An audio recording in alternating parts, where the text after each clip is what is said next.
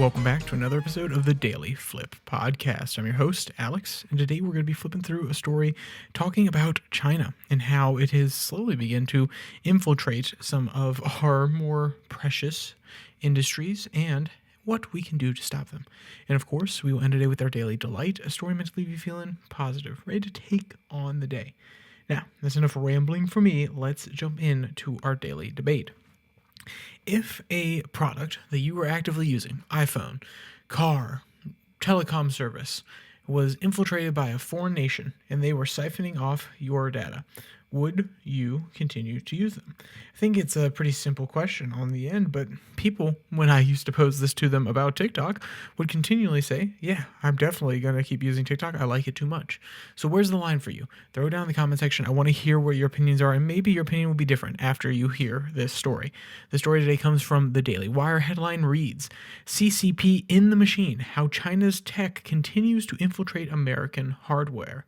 Now, if you remember, not that long ago, 2018, 2019, there was talk of getting rid of all Huawei technology within the United States of America. And then we didn't necessarily get rid of it, but we banned most of the technology. And obviously there are still knock-on products that use it because it is cheaper and is able to be mass-produced in places where the cost of labor is much, much lower. So to pretend as though it's completely gone would be wrong. But you don't see Huawei phones sold in the US as much. You have to see more special consumer units brought in when people are doing tech reviews for them. And I would say there are a good host of them in the United States that still get them shipped out to them. A lot of those reviews are going to come from Britain because they haven't taken as strict measures in some of these places, though I do believe that they are on their way to a full ban of Huawei rather than a partial ban.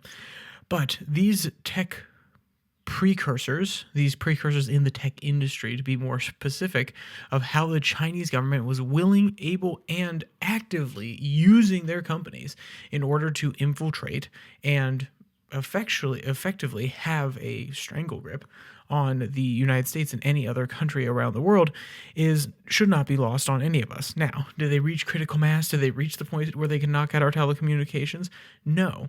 But to pretend as though there aren't actively chips being found in some of these products now that are being shipped from China and other places who China is actively smuggling in other types of technology into the process would be naive. So let's go to a quote from the article that really lays it out for you. Quote, Beijing seeks the ability to remotely access and destroy the systems upon which America depends for everyday life and upon which our military depends to project power across the globe. The U.S. rightly began to remove Huawei technologies from our market in 2019 because of security risks. Since then, ironically, we've allowed China to flood our market with network-connected technologies such as routers, drones, cranes, healthcare devices, cameras, green tech, and more, which collectively constitute a deeper penetration of our vital systems. This trend must be reversed. Now, that gets into their opinion on the thing, and honestly, these authors are pretty aggressive, is how I would say it, while still trying to be nice. They're outright calling for market bans of Chinese products, tech products specifically, which we wouldn't be able to withstand. But for a populace that is afraid of the potential repercussions, it does make sense. And from a national security argument, you have an even larger perspective, larger justification for allowing the U.S. government to ban these sort of technologies. But is that the right path? Let's assume that everything I've said so far, with China actively trying to manipulate the American people, actively trying to force certain decisions upon us and certain infrastructure upon us simply by the nature of us using products within the United States. Imagine all of that is true. I'm not saying it's not true, because it actually is, but imagine all of it is true and it is truly malicious. Are we going to allow a nation like that to work with us, to actively exploit us in our markets?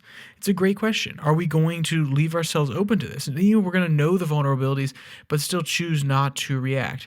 I think a lot of people, and that's why I posed the question at the very beginning, a lot of people would be totally okay with limiting the amount of access China has to our markets, the amount of control that they can exert over our markets through some of these changes, and other people, a majority of people, not a lot of people, a majority of people would not care because the products that come from China are convenient for them. The products from China that they use on a daily basis, TikTok, all these other tech sort of gadgets and gizmos, as the old people among us may say, they add value. And that is the whole point of a free market economy.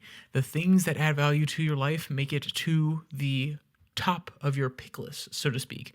They are what you continually go back and buy. Those are the things that you pick out at Walmart saying, I need this. Those are the things you get off of Amazon because they bring you some sort of joy. Now, of course, it has been perverted in our modern economy. There is no doubt about it. There is a perverse sense of elation and joy that you get from simply buying cheap products.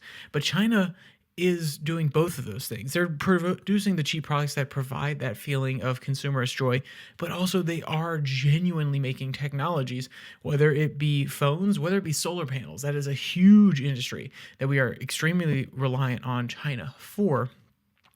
Any of these products, they bring material benefits, they bring value, or they bring even social value in the case of the solar panels, as well as their material benefits for cleaner energy. And people are willing to compromise their principles, compromise their security, compromise their data in order to use and facilitate the further expansion of the Chinese in this market. And it's not to be nihilist. I'm not trying to say, this is a problem, but guess what? Nobody's going to do anything about it. Because there is tolerance there, especially when used in that national security framing, when using China as the big bad, the next communist problem, the next communist Red Scare sort of villain, there is room for it for sure. And there will be even more pressure coming forward because China is one of the only things, besides Russia at this point, or at least Russia versus Ukraine, that the United States government and the representatives from different parties can agree on.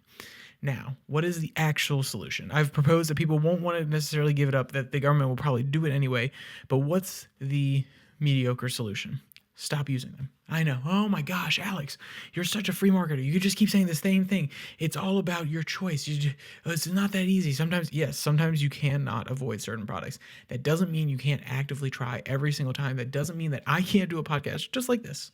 You can go do a podcast just like this. You can do little shorts on YouTube. You can do whatever it takes to get the information out there, to tell people about how their data is being used. Tell your friends about how TikTok is actively trying to keep them on that platform with their algorithm, just like everybody else. But China is the one behind the algorithm. China is the one trying to waste your time. China is the one trying to take away your productive hours by having you slave away on a screen, just like Instagram. But at least with Instagram, it's a United States company, and let's be clear, that's not any better. Instagram should stop doing it too.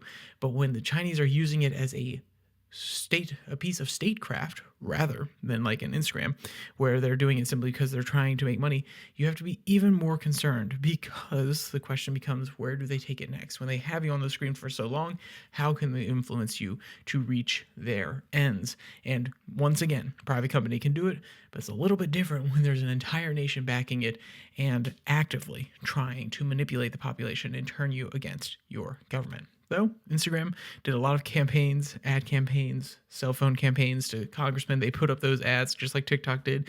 Hey, call your congressman. Made sure they were more saturated in the feed in order to affect change. So it's like I said, you can't ever just give a private corporation like Facebook a pass because it's from the United States.